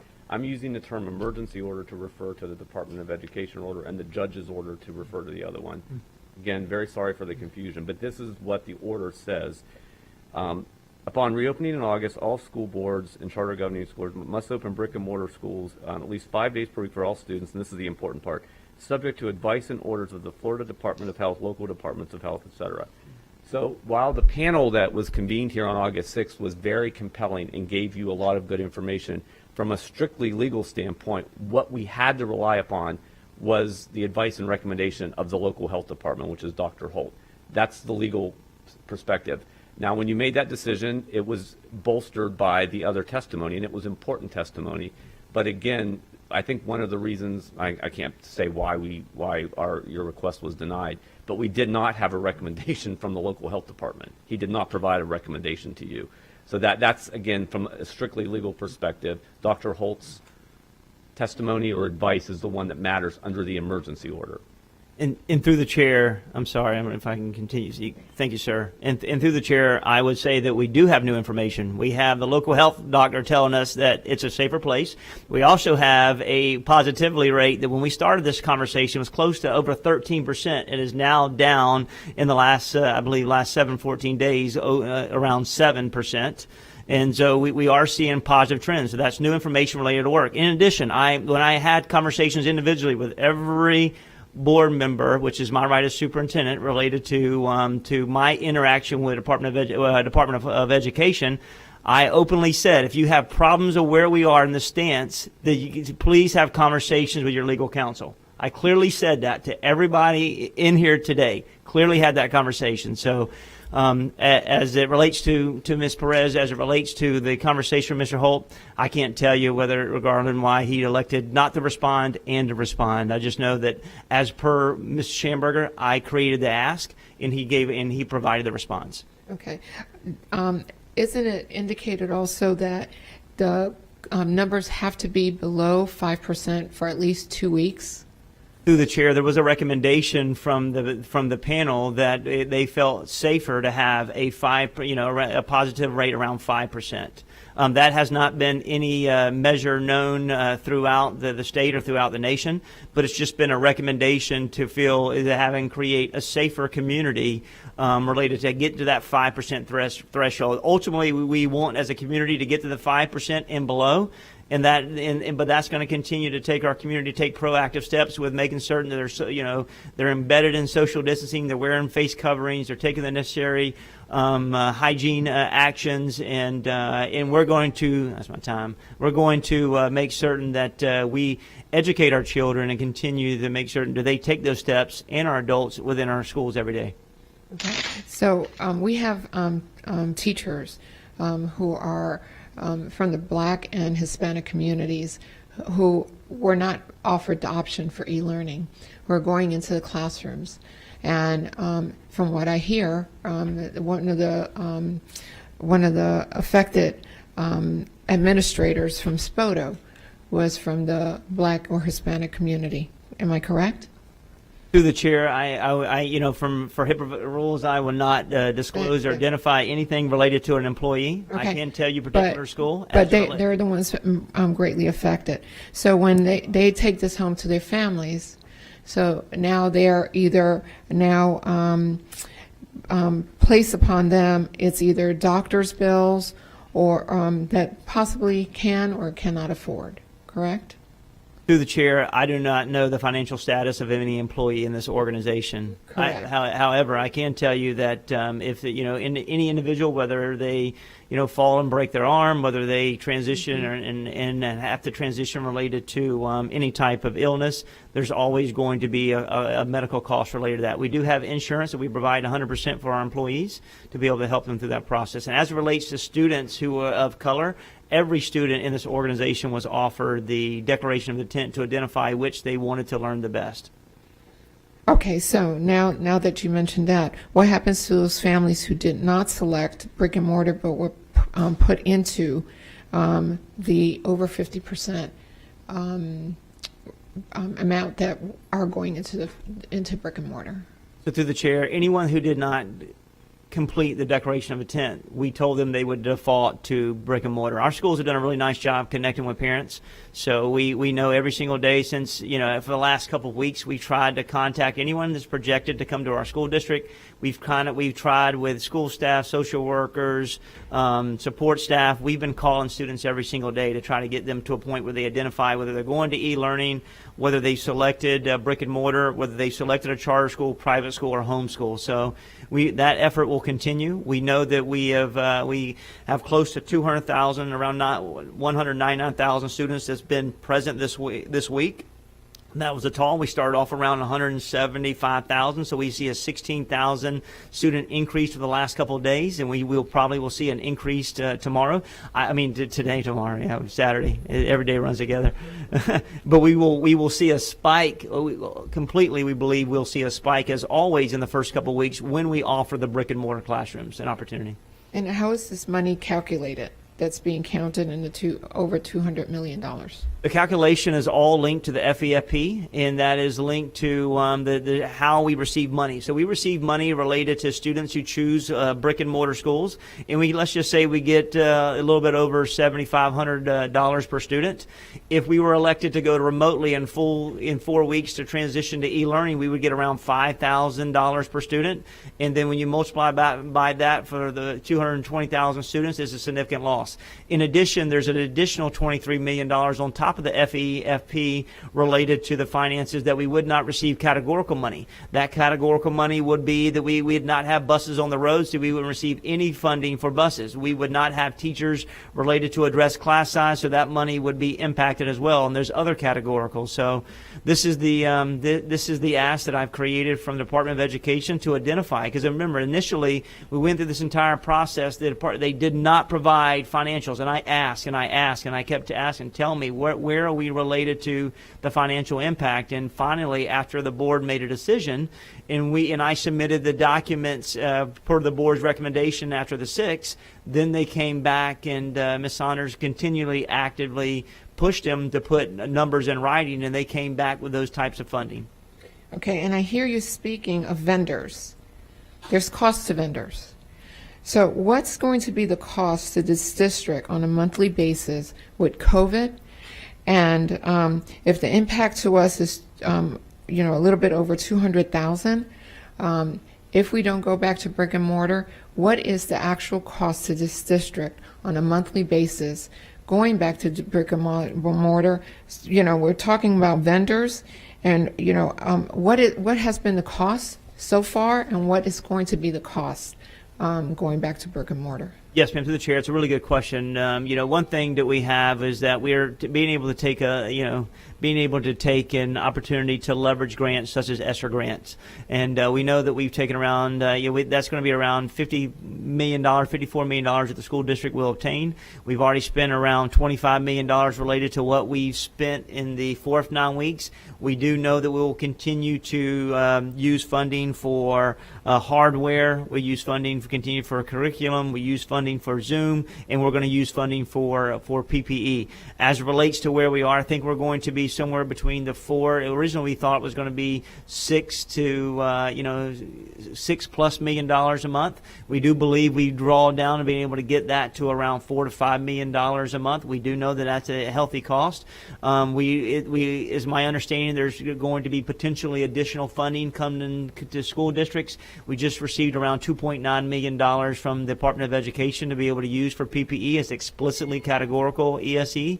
But I'll let Mr. Farker, is there any additional matrix finances that that I have missed related to that? Yes, sir. Actually, I want to make sure we mention the grant that just came in. You did that, the 2.9. But the other thing we need is how quickly we go through those items is something that we can't dictate. We've got reserves in place. We want to make sure we have reserves. We don't run out of those. That's been a key factor for us. But we have a system in place to make sure schools have enough. I know you've gotten tons of emails on that stuff, and we've received a lot as well. But we want to make sure that I think 30 days from now we'll give you a much better cost. That's why we have to give that fluctuation that Superintendent Davis did. But yes, I think the $45 million is much more realistic. But we'll give you a cost as soon as we can as far as what happened during that first 2 weeks of school. Thank you. And have we received the money from CARES yet?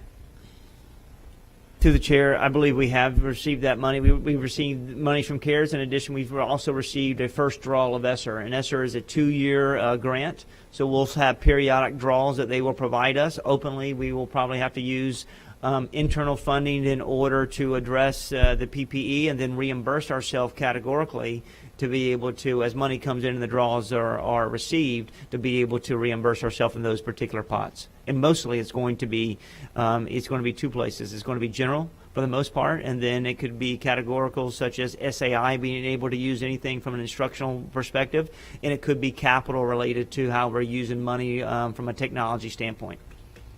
Thank you. Yes, ma'am. Thank you, Member Perez. Member Hahn? Thank you, Member Snively. I appreciate the time. I want to thank you for calling the meeting today. I'm glad we're discussing this in public.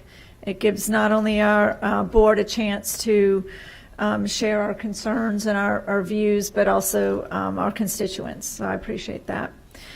I also appreciate the constituent feedback I've been receiving via email.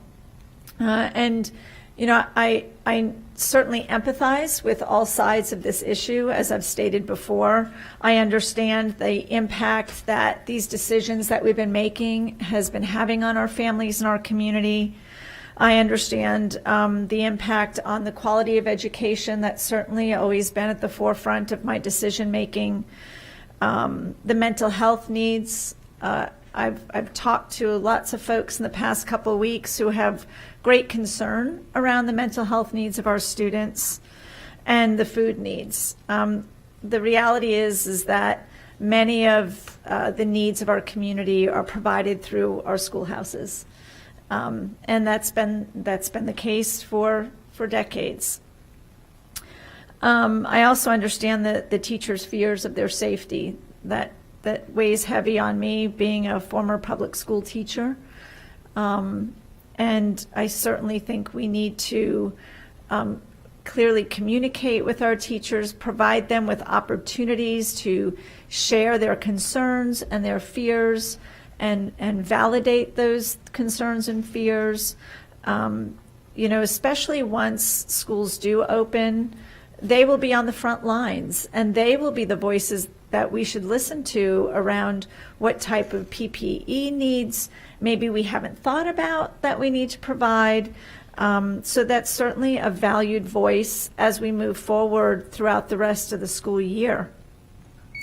4 weeks ago, we did have a vote, and I will tell you that I relied very heavily on the medical data for my vote. That was something concrete. And at that time, we had a much higher positivity rate, and the medical experts shared their concerns around that, not just the impact on our school population, but how that would impact our entire community. So for me, this definitely has been a public health issue.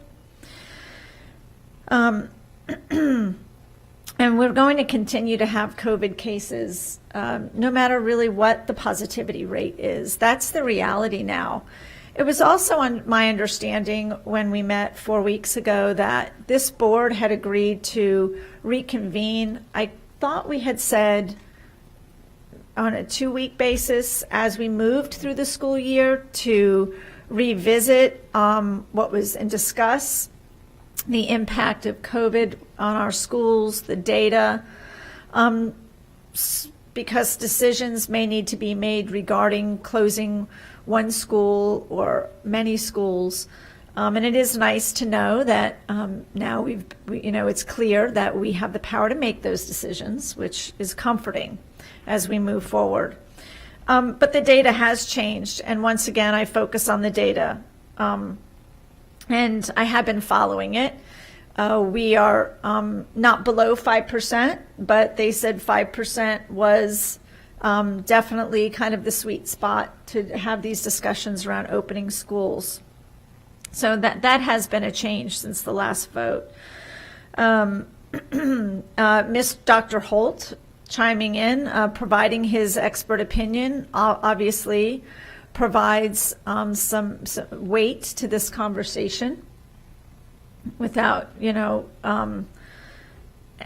and so here I am today making another decision and certainly using that data to drive that decision making. And we're 48 hours from opening schools. It's not lost on me that parents have made other plans because they knew we were opening schools thus far. That's the way we were moving. Parents have made hard decisions about where to enroll their children. Many parents have left the district for various other choices. And we are very far down the road in that. Teachers have made decisions based on their comfort level. Some have resigned or early retired, but a lot of decisions have been made based on us opening schools on Monday. So, I think it is important that we continue to have these discussions, no matter where we land today on this vote. but certainly our community is yearning for some stability, some sense of normal. And so, I am, again, happy we're having this discussion in the public. And I do hope it's not the last one. I hope that we continue to have discussions, because we are going to be dealing with COVID throughout the rest of the school year. I do want to ask our community to help us move forward and continue to practice social distancing. If schools are opened on Monday, we will need our community's help to keep them opened. And that means practicing social distancing and making smart choices, so we don't have schools opening and closing and opening and closing, though that is going to happen. So for those individuals who are choosing the brick and mortar, that choice comes with the realization that there will be times where we're going to have to make decisions that impact your family's decisions. And that is a consequence of where we are right now in the world.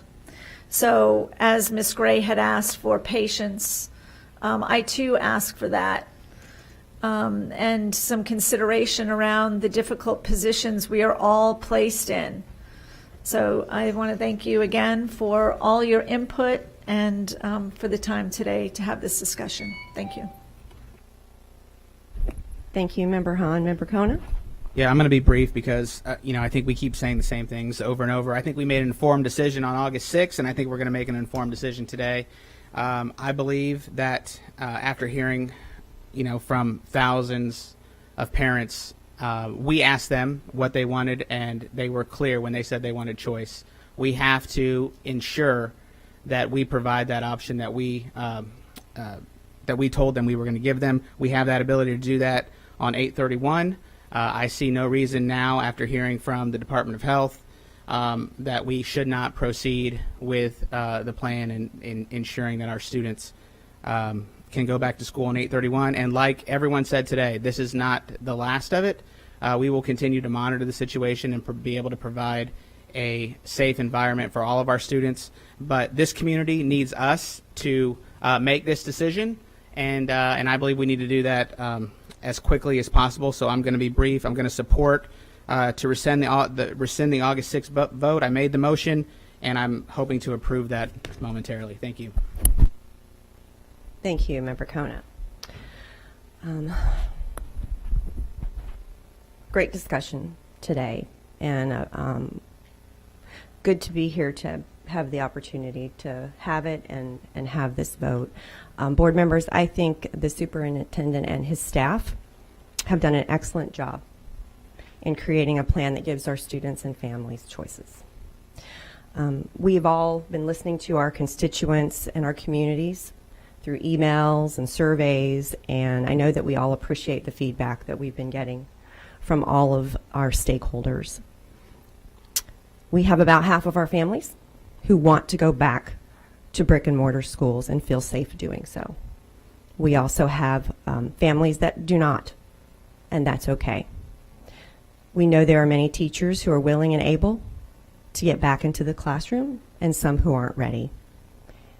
I believe that the reopening plan is structured in a way to give parents the right to choose what works best for their children, because it's about the students. It's about the children. Unfortunately, this issue of how and when to reopen schools has become very political and polarizing, and a sense of balance and proportion has been missing from our dialogue.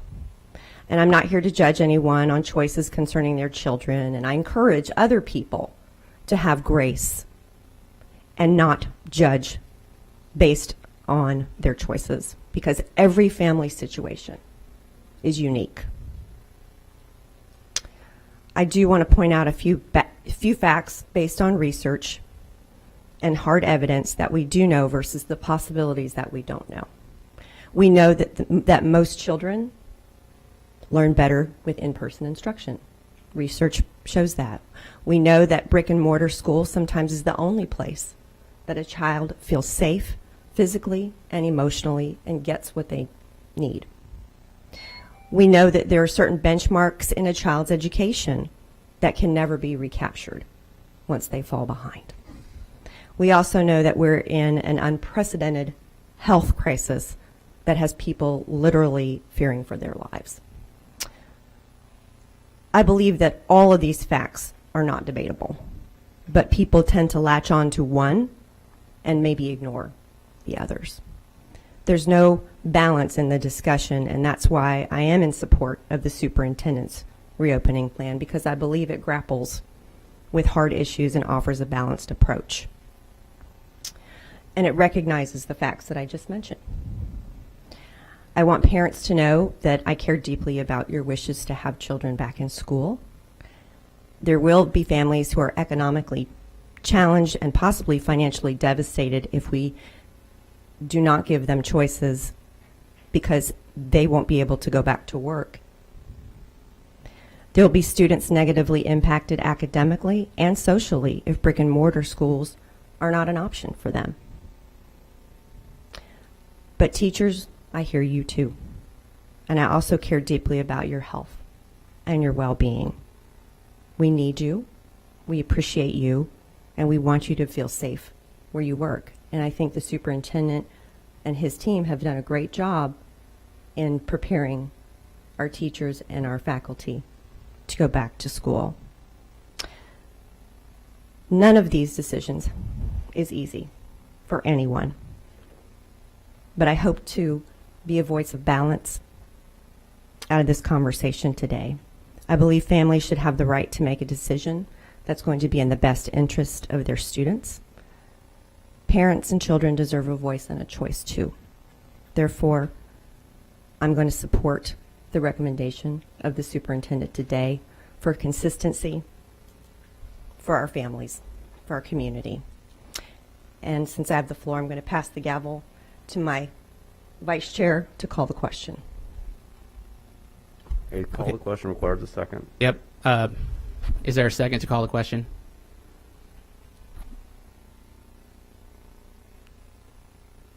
Is that a second? We have a second by Dr. Hahn to call the question. So You don't debate it, you vote immediately, and so let me be clear. If you vote yes, that means debate stops and you vote on the main motion. If you vote no, debate continues. okay, we have a motion by member Snively to call the question, seconded by Dr. Hahn. Please vote to stop discussion. You're going to have to vote by saying aye. Okay. Please vote by saying aye. Aye. Or raising your hand. Aye. Raising your hand. To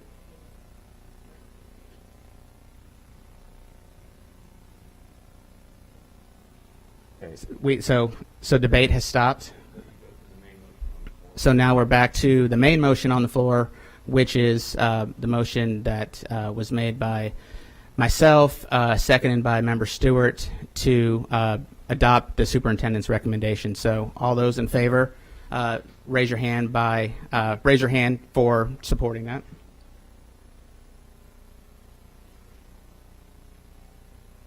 Okay, we have motion carries with myself, Member Gray, Member Stewart, Member Hahn, and Member Snively voting in the affirmative.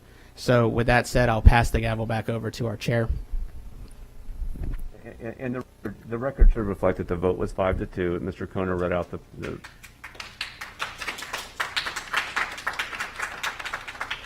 So to be clear, the motion carries 5-2. And let's just go for the record to be Sure. clear. So those voting in favor were Kona, Snively, Hahn, Gray. Gray, and Stewart. Those voting no were Perez and Schamberger, and the record should reflect that. Yes, we'll let the record reflect that vote was 5-2. And just to be clear, what that means is that the original plan that the board voted on the 23rd of July to give parents and families the three options will continue, meaning that school will begin brick and mortar as an option for students on Monday as planned. And if is there further comment? One comment? A question. I just have a clarifying question, and maybe I'm not sure whether to direct this to the board attorney or to the superintendent. So there's been a lot of back and forth, and I don't want us to create more confusion in the community, but I would like to at least hear from the superintendent, because I don't think I've heard at what point, or maybe the board attorney, at what point does this board have to come back together to close this district or schools, or reopen and close schools? Whose decision is that, and what are we basing it on? Because I don't think I've heard that information, and I feel like we need to hear that so that we're not coming back together on a weekly basis to decide we have 5 schools closed, we need to reopen 5. At what point do we do that? So I'd like to hear some clarity on that from the superintendent. Thank you. Yeah, but while he's taking his mask off, I'll just chime in, because it's a very good question, and it's a hard question to answer. As of this moment at 9:45 on Friday, that decision would be completely local, and it will be based on recommendations from the superintendent. And if action is required by the board, it would depend on the situation. If the Commissioner of Education's lawsuit continues and he prevails, the direction that we've been given from Tallahassee is that would be a decision made in conjunction with the Department of Education. So that's, I can't answer it any other way. Right now, it's this board and the superintendent's decision. Depends on how the lawsuit lands, ultimately whose decision that is. So I appreciate that. I am also looking for a more granular approach for, like, at what positivity rate % of teachers out do you decide to shut down a school? The entire staff at SPOTA is out right now. So administrative staff, I'm sorry. So, but that's a lot. And I'm concerned if more schools land like that, what is the decision and how are we going to get there? So if the superintendent can respond. So through the chair, it's really a good question. So as it relates to anything related to the entire district scale, that will be the board, the board's decision. As it relates to individualized schools, we have a tracker that we are looking at, which we have finally finalized in our development. It will be closed. It will be ready, prepared today. That identifies the overall population of employees, overall population of students. Identify the overall percentage, number and percentages of positive cases, number and percentages of quarantined, and we're looking to identify schools that are between that 15 to 20% quarantine rate, on top of many other factors. Do we have proper administration to lead to work? Can we do it? Do we have sufficient number of teachers to fill the work as well? And if we do not have, and we're going to leverage district staff, which we're doing currently right now, we're going to be able to, we're going to leverage whether or not we identify whether or not we have sufficient number of vendors to be able to go and clean a school in a particular time frame. So multiple facets, and I can send that to the board today so you understand what we're going to do.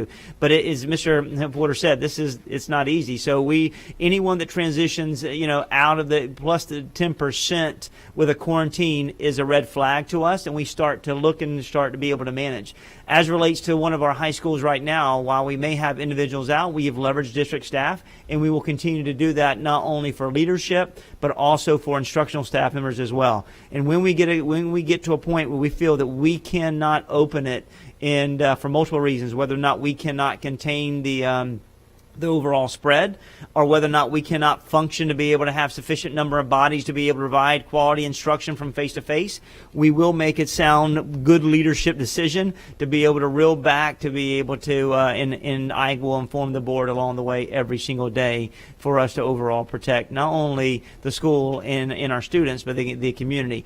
And we've also had TGH and USF Health. They are willing. If we see a school that has a number of positive cases, we're going to have tours at these individual schools to be able to walk, to look at procedures, to look at systems and processes, to look at the way we configure classrooms, to look at hallway transitions, to look at the way we're doing arrival and dismissals, to look at common areas, to determine if there's something that we can do to take proactive steps to mitigate and stop and cease the overall spread of the virus. And this is not only happening, we know this, it's happening in extracurricular activities as well.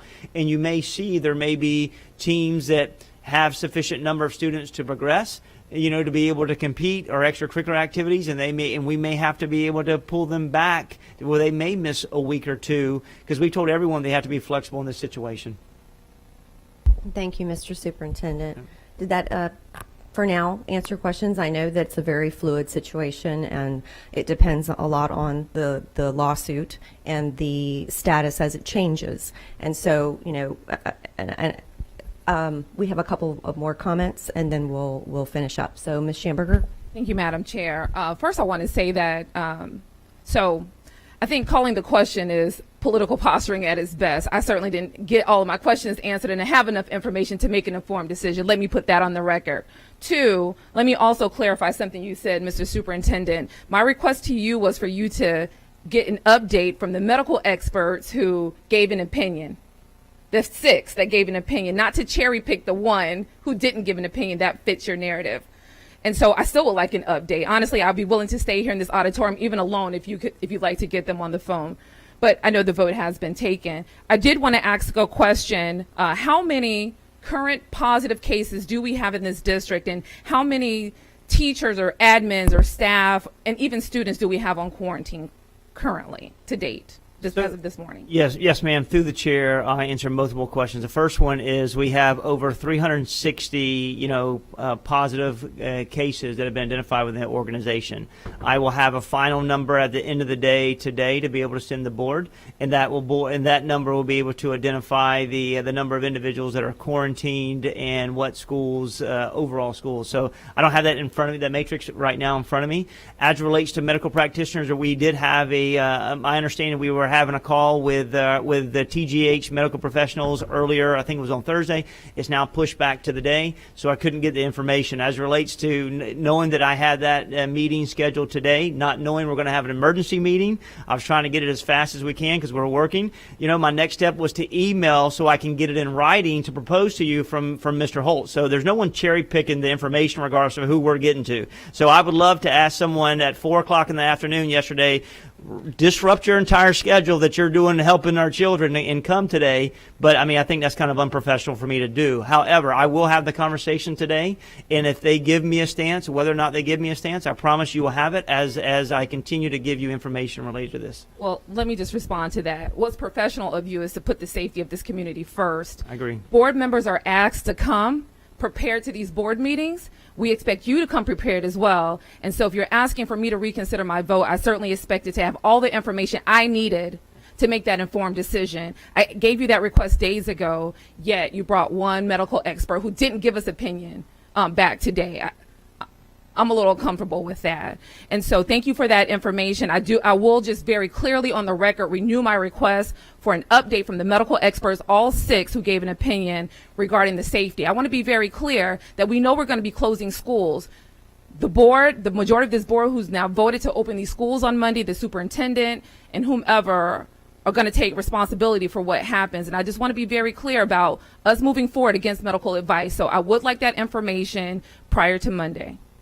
Through the chair, if they are on the call today and I can get that information, you will have it. If it goes on beyond Monday, I will try everything I can give to you. As always, I'm pretty much 99% prepared to be able to answer every question up here every day. I demonstrate that along the way. Also, there's affordability opportunity for anyone to call me in between meetings, before meetings, to have conversations, to answer any questions. I make myself available to everyone. So I continue to stand that way, and I look forward to leading this district to great things to accelerate Hillsborough. Mr. Superintendent, no need to continue to be defensive. Just please provide the information. Thank you. Yes, ma'am. Through the chair, we're just trying to answer any questions that you have in order so I can be successful and help you. Thank you so much. I appreciate it. Yes, Both ma'am, of you, and can help you please, let's go ahead and stop the conversation right now so that we have a couple more board members that would like to make a comment, and then I have a brief comment before we close. So, Ms. Gray, you're next. Yeah, Superintendent Davis, in the spirit of transparency, and I'm glad you're doing the dashboard because that's going to be be the parents in the community. They'll have eyes on that. So I'm not sure how Member Snively and the rest of the board feel about this, but I would certainly like to have input on more information on the dashboard. For example, I know we have student cases, teacher cases. Spread rate now is, I think, 6 or 7%. School closures.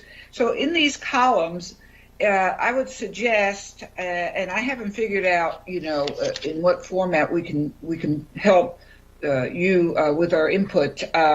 but I would suggest that we have a clear picture every time that we meet as a board in our normal meetings, but also for the public to have access so they know how we're coming along, and the bad news and hopefully the better news. But there's also a column I hate to even put down, but I hate to even say it, but there may be a death rate. You know, that we have to make this information out there for the public to know, in my mind, the full scope of what we're dealing with, and that would be my suggestion, Superintendent Davis. And of course, I can get with you on that too, however you want to engage in expanding that.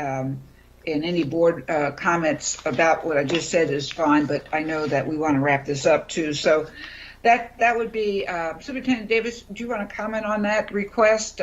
Sorry about having to take off the mask again, but That's okay. this is where we're at. So through the chair, we'll take any recommendations. Once I send this information to the board related to the dashboard, we'll look forward to any recommendations you have. You can expect we'll try to get it to you this afternoon, this evening. And if you would please look and provide any recommendations, we can refine it. It's all about the continuous improvement model. Any chance that we can get to improve the value of this dashboard, we're willing to do so.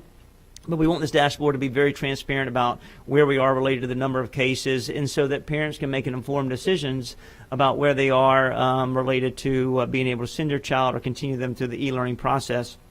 And at the same time, we'll use this information to determine what schools will need to be able to look to refine our systems and processes, or whether or not we need to be able to close a particular grade level wing or overall school. And the board will be apprised along the way all the time.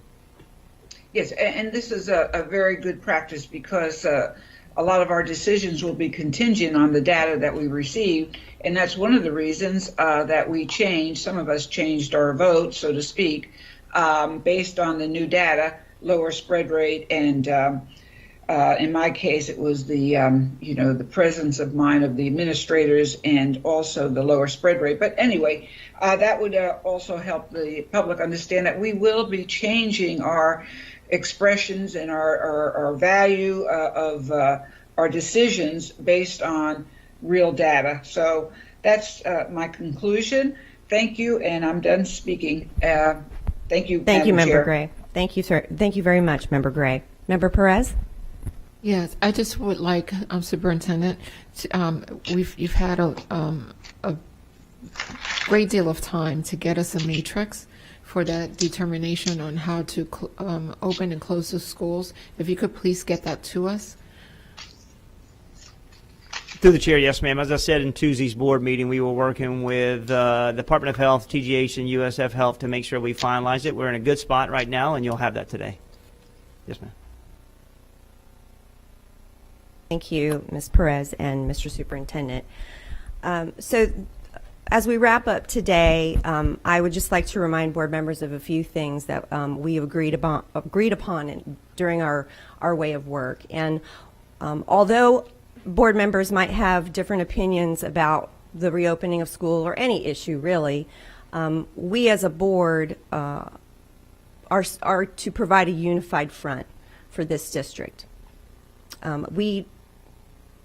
I would encourage everyone to, even though they may disagree with the decision that some board members made today, that we go out and support our community, that we support the superintendent, we support the staff, that we support the teachers, we support the parents, we support the students. I would ask that I've been in the situation before where it's been a 6-1 vote and very distraught over it, but you go out into the community and we support each other as a board because it's the board's decision. It's not one board's decision, it's the entire board's decision to do this. And we need to represent that into the community as leaders in this community. So thank you for attending the emergency meeting at such short notice today. Again, these are very difficult decisions to make. We look forward to seeing students on campuses Monday on 8/31. Please report to your homerooms. Hopefully you know the number before you get there. And hopefully your schedule will be there waiting for you as well. So thank you very much, again, board members, and best wishes to everyone for a great day at school on Monday.